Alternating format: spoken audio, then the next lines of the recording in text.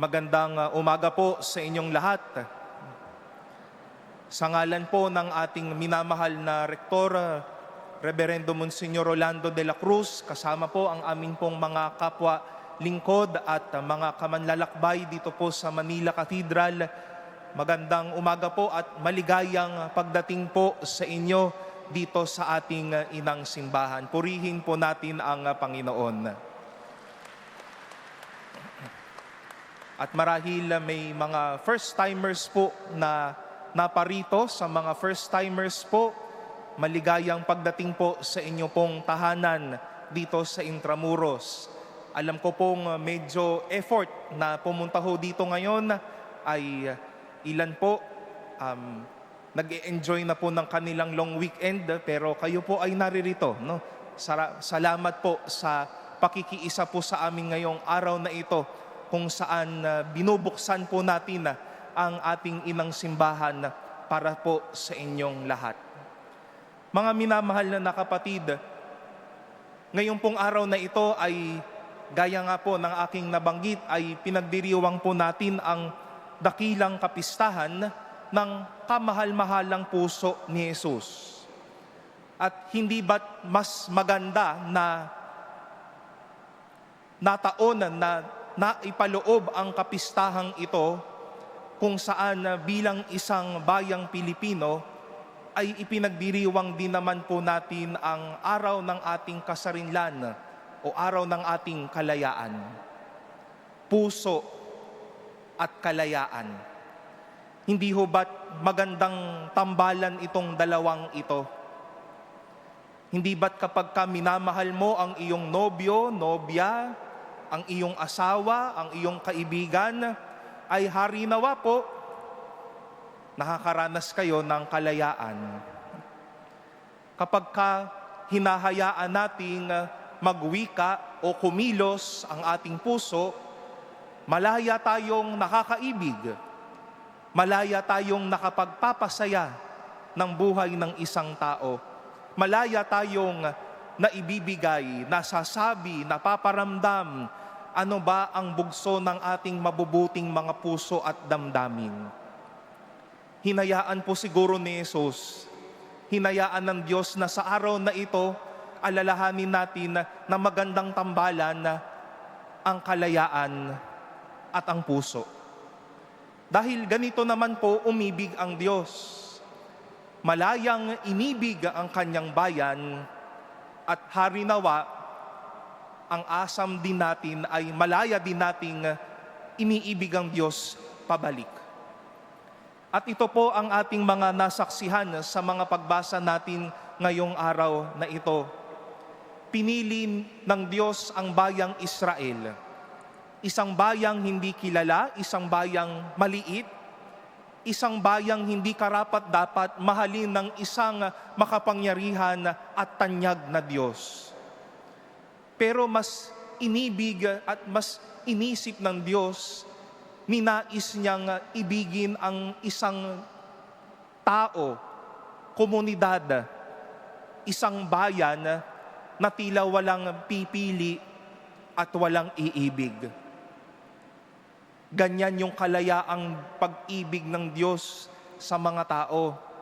Kahit hindi ka kaibig-ibig, kahit hindi ka kapili-pili, kahit kakakalimot-limot ka, sa Diyos, ikaw ang number one. At harinawa po ito ang maging karanasan din ho natin. Sino ba tayo para mapigyang parangal ng pag-ibig na ito? Hamak lang naman ho tayong tao. Mahina ho tayo. Alam natin ang ating kahinaan.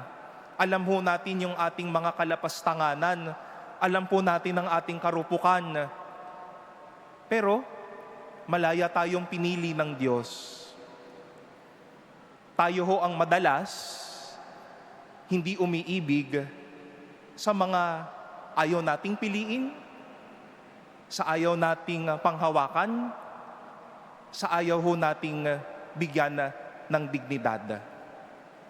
Malayang inibig ng Diyos ang isang bayan, ang isang taong tulad mo at tulad ko, na minsan o madalas hindi ka pili-pili o hindi karapat-dapat.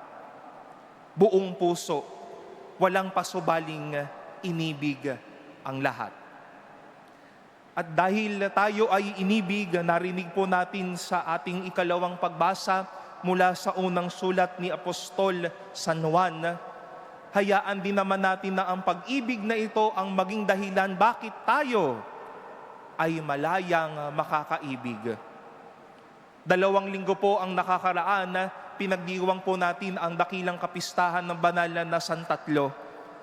At nasaksikan ho natin na ang banal na Santatlo ay isang komunidad na nag-iibigan, na hinahayaan na ang pag-ibig na ito ay maparanas sa atin hanggang ngayon.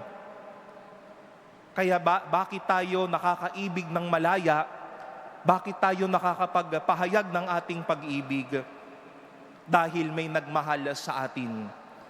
Gaya nga ng paalala ni San Juan, ang Diyos ay pag-ibig.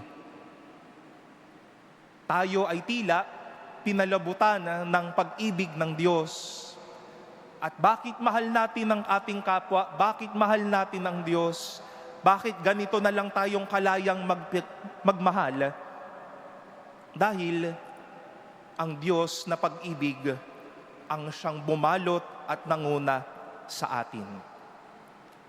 At gayon din, muli malayang ibinigay ni Jesus sa kanyang mga alagad ang kanyang puso upang maging lugar o silid ng malayang pag-ibig. Matapos po na makita o malaman ni Jesus ang mga nagawa ng kanyang mga alagad sa kanilang pagmimisyon, pinasalamatan niya ang Diyos at hinayaan niyang maging lugar ng pag-ibig ang kanyang presensya matapos ang lahat. Kaya nais ko naman din pong ipasok ito. Ngayong pong araw na ito dito sa ating inang simbahan, hindi lang po tayo nagdiriwang ng kapistahan ng kamahal-mahalang puso ni Jesus. Bilang bayan, tayo po ay nagdiriwang ng araw ng kalayaan. Hindi ho ba't marami ho sa inyo tayo tinatawag natin ang simbahang itong tahanan? Mamaya, tila po para sa inyo itong tahanang ito. Bukas ang tahanang ito sa inyo ngayong araw na ito. Hindi naman po sa araw-araw na ginawa ng Diyos ay makakaakyat kayo sa choir loft, makakababa sa kripta, makakaakyat ho dito mamaya. Sinabi ni Jesus sa kanyang mga alagad, pumarito kayo at lumapit sa akin kayong lahat ng napapagal at nabibigatan at kayo'y pagpapahingahin ko. Hindi lang karanasan ng pag-iibigan, hindi lang karanasan ng kalayaan, karanasan din pala ng pag-ibig ng Diyos ang kapahingahan. Hindi naman ho natin matitiyak na sa buong araw ay tahimik ang lugar na ito. Lalo na't po long weekend, marahil madaming pupunta ho dito. Madami ho maglalakad mamaya. Makakarinig kayo ng kaliwat kanang tinig. Marahil hindi naman magiging banatag o banayad ang lugar na ito mamaya. Pero hari nawa po, ito yung maging karanasan ng kalayaang pag-ibig, malayang pag-ibig sa atin sa araw na ito. Kapahingahan. Madami pong pagod sa atin ngayong umintindi na. Maraming pagod sa atin ngayong unawain na.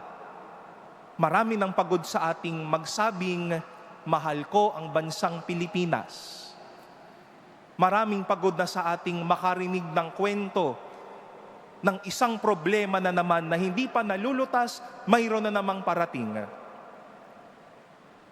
Pagod na ho tayong makarinig sa mga lider na tila walang paninindigang itayo ang karangalan ng bansang ito.